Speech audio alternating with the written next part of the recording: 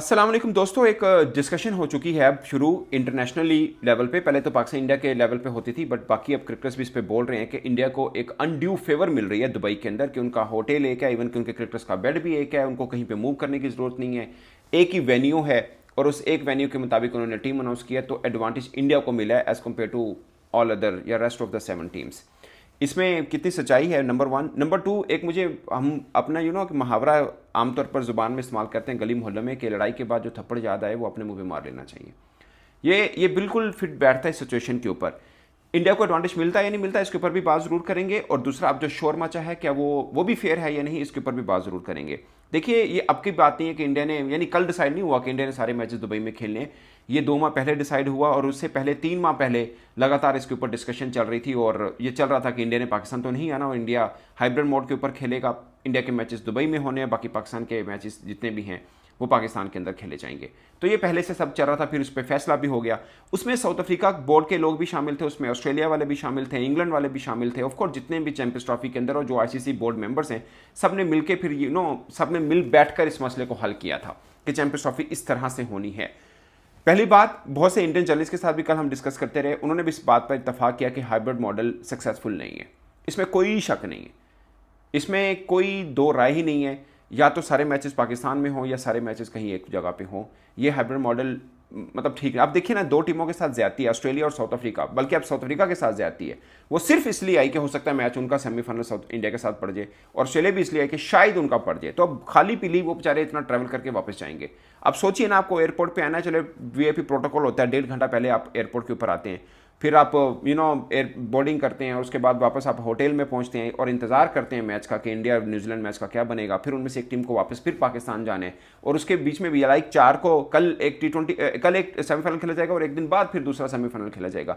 तो उस टीम का या लाइक अफ्रीका के लिए क्या मुसीबत है कि वो यूँ ट्रैवलिंग करता रहे।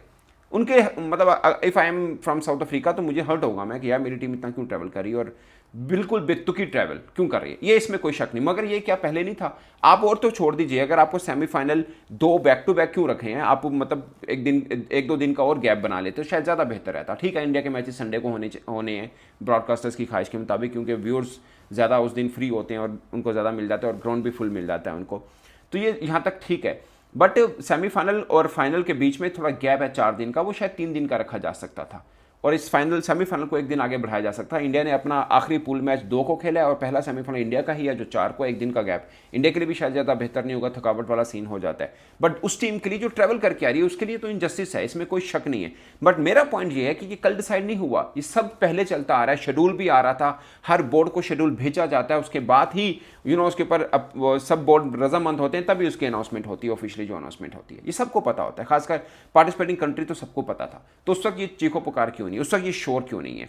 अब रही बात कि क्या इंडिया को एडवांटेज है, ऑफ कोर्स है, ऑफ कोर्स है। मतलब बाकी सब ने अपने टीम जो है वो कैसे अनाउंस की, किसी ने कराची का वेन्यू देखा, किसी ने पिंडी का भी देखा, लाहौर का भी देखा और दुबई का भी देखा, सब ने 4 वेन्यू देखकर टीम अनाउंस की है, सब ने। मगर इंडिया ने एक ही वेन्यू देखकर टीम अनाउंस की है।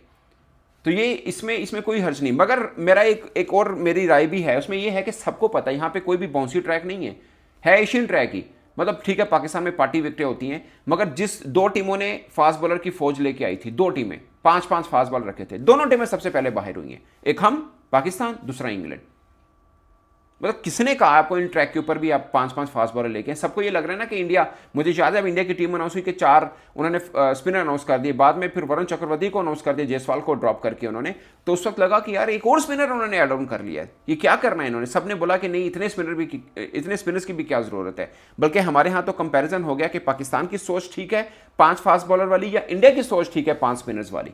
अब पता लगा कि इंडिया की सोच ठीक थी। ये नहीं कि एक ही वेन्यू है। मैं पहले बोल रहा हूं कि एडवांटेज है टीम इंडिया को कि उनको होटल मूव नहीं करना, एक के एक ही ग्राउंड के अंदर, एक ही एमबीएस के अंदर, एक ही आउटफील्ड के अंदर वो रह रहे हैं और आदी हो जाना, ये सब ठीक है, इसमें कोई दो राय नहीं, एक एडवांटेज है। मगर मेरी राय ये है कि भाई ये एडवांटेज तो पहले का ही था, ये पहले आपको सोचना था। अब कहना नहीं इंडिया को एडवांटेज है। और दूसरी बात यह है कि एडवांटेज है और ठीक ठाक किस्म का एडवांटेज है, मगर फिर भी मैं मानता हूं कि बाकी टीमों ने भी गलती की जिन्होंने स्पिनर ज़्यादा ऐड नहीं किए। अगर आप पाकिस्तानी क्रिकेट फैन है तो सोचिए एक पल के लिए कि क्या हमें कराची लाहौर के अंदर स्पिनर एक्स्ट्रा नहीं खिलाना चाहिए था? आप देखिए इंडिया ने क्या किया, हर्षित राणा को ड्रॉप करके वरुण चक्रवर्ती खिला दिया अगेंस्ट न्यूजीलैंड। आपने इंडिया के खिलाफ मैच खेले, आपने 3 फास्ट बॉलर खिलाए, क्या हम ये डेयरिंग स्टेप ले सकते थे कि हम एक शहीन के साथ जाते, दूसरा फास्ट बॉलिंग ऑलराउंडर खिलाते, लाइक आपके पास तो फहीम अशरफ थे, अगर आमिर जमाल होते शायद ज़्यादा एज मिल जाता कि वो बॉलर भी 140 वाला था, बट फिर भी आप फहीम अशरफ के साथ जाते, 2 फास्ट बॉलर 3 स्पिनर, यानी आप ना ही नसीम को खिलाते ना ही आप हारिस रऊफ को खिलाते। जो दुबई में मैच हुआ, आप डालते ना सुफियान मुकीम और उसामा मीर, आपके भी 3 रेगुलर स्पिनर हो जाते, आप भी मैच बना के देख लेते। हमें तो लगा 250 रन ही कम है, मगर इंडिया ने बताया कि इस पिच के ऊपर 250 रन बहुत हैं अगर आपके पास स्पिनर अच्छे हैं। हमारे पास रेगुलर एक ही स्पिनर खेला था, वो था अबरार अहमद, उसने 2.8 की इकॉनमी से रन खाए थे और ठीक ठाक नपीतुली उसने बॉलिंग की थी। बाकी सबके, जहां पे आपने शहीन आपके प्रीमियम बॉलर हैं, लोग जितना मर्जी चीखो पुकार कर लें, मगर शहीन आज भी आपके प्रीमियम बॉलर हैं। ज्यादा रन खा रहे हैं, अच्छे हैं बुरे हैं वो अलग बात है, मगर पाकिस्तानी जो पाकिस्तान के पास स्टफ है उसमें अच्छे बॉलर हैं वो। तो उन्होंने ऑलमोस्ट 8 की इकॉनमी से रन खाए हैं। हारिस रऊफ ने ऑलमोस्ट 7 की इकॉनमी से रन खाए हैं। 8 में शायद 74 खाए हैं उन्होंने, शाहीन अफरीदी ने 8 में 74, हारिस रऊफ ने 7 में 52 खाए हैं। तो आप तीसरे नसीम ने अच्छी बॉलिंग की है, मेरे ख्याल शायद 5 की इकॉनमी को टच किया उन्होंने अच्छी बॉलिंग की है, अदरवाइज आपके फास्ट बॉलर पिटे हैं। तो ये किसने सोचना है, एक क्रिकेटर को तो पता ही होता है, खासकर उस देश के कोच या कप्तान या पूरी टीम मैनेजमेंट को जो वहीं पर ही खेल खुल के बड़ी हुई है। हम 10 साल खेलते रहे दुबई में, अभी भी हम कह रहे हैं कि हमसे ज्यादा एडवांटेज इंडिया को मिलेगा, तो ये गलत बात है। मतलब हम क्लेम नहीं, बाकी टीमें शायद कह भी दें, मगर हम नहीं ये कह सकते कि हमें एडवांटेज वो नहीं मिला जो इंडिया को मिला दुबई में। हमारे तो सारे प्लेयर ही वहाँ पे खेल खुल के बड़े हुए हैं एक तरह से। हमने 10 साल वहाँ पे क्रिकेट खेली है, और जितने हमारे क्रिकेटर्स खेल रहे हैं, बहुत से क्रिकेटर्स ने ए टीम की तरफ से या वार्म अप मैचेस या पाकिस्तान टीम की तरफ से वहाँ पे बहुत मैचेस खेले हैं। बाबर आजम ने बड़े मैचेस खेले हैं, रिजवान ने बहुत मैचेस खेले हुए हैं वहाँ पे। हमने ठीक ठाक, हमने दुनिया में सबसे ज़्यादा क्रिकेट बाकी टीमों की निस्बत सबसे ज़्यादा क्रिकेट हमने खेली है दुबई में।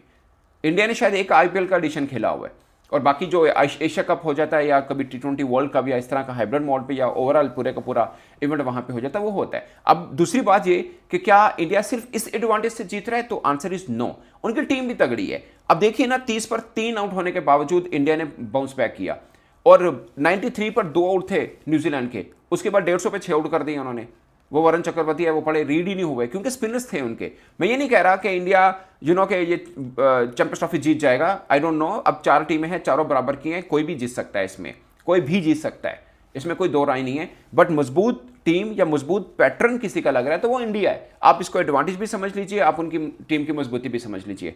ये मुझे लगता है कि हम थोड़ा सा इनजस्टिस करते हैं इस पॉइंट ऑफ व्यू से। हम 2023 में थे, हमने वहां पे भी बोला पिचेस ऐसी, बॉल ऐसी, शायद उनको एडवांटेज मिल रहा है, मगर पूरे का पूरा वर्ल्ड कप उन्होंने अच्छा खेला और फाइनल में वो हारे। फाइनल में भी मुझे याद है हमने बहुत तनकीद की थी कि उन्होंने यूज पिच को इसलिए खिलाया कि स्पिनर को फेवर मिले, और बाद में उन्हीं स्पिनर्स को फेवर नहीं मिली थी। इवन के वहां पे चल रहा था कि जो टीम पहले बैटिंग करती है उसको एज मिल जाता है, वहां पे बैटिंग भी पहले ऑस्ट्रेलिया की आई थी, तो फिर भी मतलब इंडिया हारा। उसके बाद 2024 में भी वही हुआ कि उनकी टीम एक मैच नहीं हारी है। पॉइंट इसके पिछले 5-10 सालों से ये मानना चाहिए कि इंडिया क्रिकेट अच्छा खेल रहा है। बाकी एडवांटेज मिला उनको दुबई में, इसमें कोई दो राय नहीं है, एक एडवांटेज मिला। मगर मेरा पॉइंट ये है कि ये एडवांटेज आज क्यों सबको समझ में आ रहा है, ये पहले का समझ में आना चाहिए कि एक टीम ने एक ही वेन्यू पे सारे मैचेस खेलने हैं, उसको बाकी टीमों की निस्बत एडवांटेज मिलेगा। उसको ये भी आसानी रहेगी कि भाई उसने अपना जो स्क्वाड अनाउंस करना है उस एक पर्टिकुलर वेन्यू को देख के करना है।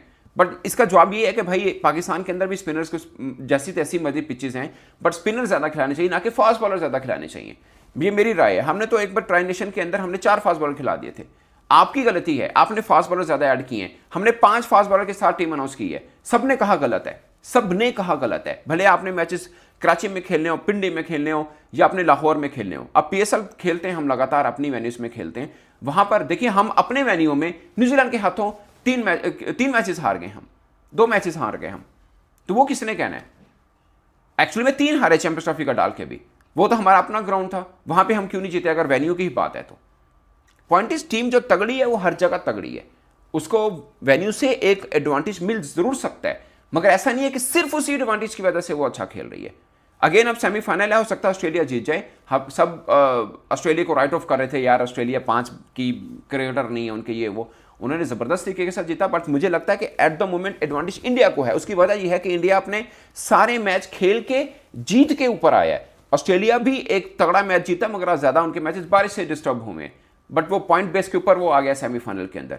और ऑस्ट्रेलिया मेंटली बहुत स्ट्रॉन्ग है। शायद इंडियन फैंस को भी थोड़ी परेशानी हो कि ऑस्ट्रेलिया वर्सेस इंडिया नॉकआउट के अंदर ऑस्ट्रेलिया मेंटली एक ब्लॉकेज बना देता है, इसमें कोई दो राय नहीं है। But team wise, on paper, form wise मुझे लगता है कि इंडिया को फेवरेट होना चाहिए और इंडिया को आसानी से जीतना चाहिए ये match. But on the day Australia भी तगड़ी टीम है। इस 5 मेन क्रिकेटर्स ना होने के बावजूद तगड़ी टीम का टैग उनको लग रहा है कि वो आसान नहीं होगा। बल्कि बहुत से लोग तो ये कह रहे थे कि शायद उनके लिए अफ्रीका ज़्यादा आसान हरीफ हो ऑस्ट्रेलिया के बजाय। बट मुझे लगता है कि दुबई में अफ्रीका ऑस्ट्रेलिया दोनों एक जैसी टीम है, और अब सेमीफाइनल फाइनल 2 जीत की दूरी पर कोई भी टीम चैंपियंस ट्रॉफी की फातेह बन सकती है।